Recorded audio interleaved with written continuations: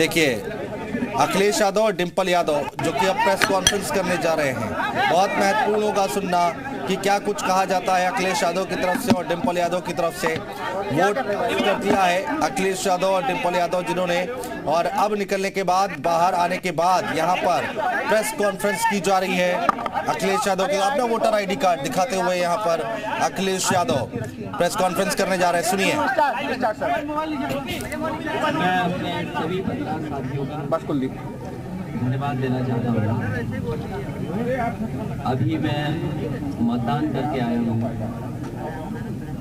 और ये मतदान, आज का मतदान नेताजी को सच्ची श्रद्धांजलि है।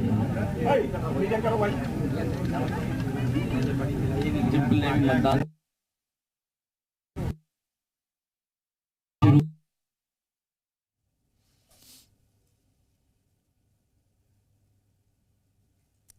तो अखिलेश यादव प्रेस कॉन्फ्रेंस कर रहे हैं।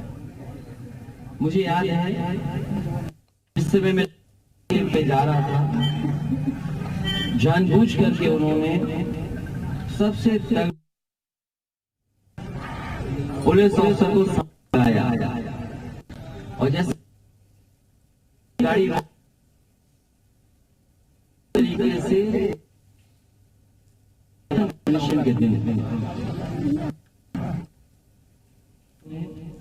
सबसे तगड़े लंबे पुलिस ऑफिसर को सामने लगाया और जैसे फिल्मों में नहीं कोई गाड़ी रोकी जाती है, उस तरीके से गाड़ी रोकने का प्रयास किया गया था नॉमिनेशन के दिन। क्या ब्रीफिंग की गई है पुलिस को, उसका अंदाजा अंदर ही पता लग गया। जो पुलिस को ब्रीफिंग है वो ये है कि समाजवादी पार्टी को वोट ना पड़ने दिया जाए। अभी सुबह से लगातार शिकायतें आ रही हैं, केवल मैनपुरी लोकसभा की शिकायतें नहीं हैं, बल्कि रामपुर विधानसभा में जिस दिन से हम लोग वोट मांग करके आए हैं, जिस दिन से शुरुआत हुई है, उस दिन से प्रशासन लगा हुआ है कि वोट ना पड़ पाए। वोट ना पड़ने के सब तरीके अपनाए जा रहे हैं। मैं जब वहां रामपुर गया, हर चौराहे पर, हर सड़क पर पुलिस बड़ी संख्या में खड़ी थी। मुझे लगा कि ये पुलिस इसलिए खड़ी है कि सुरक्षा का इंतजाम कर रहे हैं, लेकिन जब सभा स्थल पे हम लोग पहुंचे हैं तब ये पता लगा कि वहां पर लोग ना आ जाए सभा में, इसलिए पुलिस लगी हुई है। कल रात को प्रत्याशी को खुद बैठना पड़ा धरने पर और ये मांग करनी पड़ी कि यहाँ की पुलिस फेयर इलेक्शन नहीं करा सकती है, फौज को लगा देना चाहिए। अगर ये अविश्वास पुलिस पर आएगा, प्रशासन पे आएगा, तो आप क्या उम्मीद करोगे लोकतंत्र कैसे बच पाएगा? क्योंकि जो बाहर की फोर्स आती है उसको गाइड करने वाले तो प्रशासन के लोग होते हैं। आप कहीं भी देखेंगे जो बाहर की फोर्स आई है उसके साथ लोकल फोर्स रहती है, और लोकल फोर्स का इंतजाम है रास्ता दिखाना, कहाँ जाना है। बाहर की पुलिस को कैसे पता है ये समाजवादी पार्टी के समर्थन का मोहल्ला है, समर्थित लोगों का गांव है? तो रामपुर में फौज तक की मांग करनी पड़ गई। रामपुर में पहले तो वोट नहीं डालने दिया जा रहा है, कहीं भी किसी को निकलने नहीं दिया जा रहा है। जो वीडियो आ रहे हैं उसमें पुलिस चेक कर रही है। मुझे ये बताएं गाइडलाइन क्या है इलेक्शन कमीशन की? इलेक्शन कमीशन गाइडलाइन ये नहीं है कि आप पुलिस को ये आजादी दे दें कि आपका चेक करेंगे। जो उनके पास आईडी हैं, जो निर्धारित आईडी होते हैं उनके तहत जा रहे हैं, लेकिन उन्हें वोट के लिए वापस किया जा रहा है। कईयों पे लाठीचार्ज हुआ है, चोट आई है। मेरे पास पिक्चर्स हैं उनकी कि किस तरीके से वो घायल हैं उस समय। वहां से लगातार रामपुर से तस्वीरें आ रही हैं जिसमें कि ये लग रहा है कि पुलिस खुद लगी हुई है मार पिटाई के लिए। देखिए अगर सड़क पे कोई इस तरह पड़ा होगा तो क्या उम्मीद करोगे आप फेयर होगा इलेक्शन? क्या फेयर होगा इलेक्शन?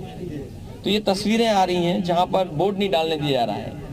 ये तो रामपुर की बात है। मैनपुरी की मैंने बताया कि पहले दिन से प्रशासन इस कोशिश में रहा कि वोट कैसे रोका जाए और यहाँ पर समाजवादी कार्यकर्ताओं के साथ अन्याय कैसे हो, दबाव बनाया जाए। नाम पूछे जा रहे हैं और भारतीय जनता पार्टी को खुली आज़ादी है, शराब बांट सकते हैं, कुछ भी कर सकते हैं। उनके गांव में कोई फोर्स नहीं जा रही। आखिरकार मैं ये जानना चाहता हूं, जो बाहर की फोर्स आ रही है उसे ब्रीफिंग क्या हो रही है? क्या ब्रीफिंग ये हो रही है कि समाजवादी पार्टी के ये चिन्हित गांव, इनमें जाइए, आप इनको डराइए, धमकाइए, भाषा का गलत इस्तेमाल करिए। ऐसी भाषाएं इस्तेमाल की जा रही जो मैं आपसे शेयर भी नहीं कर सकता, वो भाषा बोली जा रही है।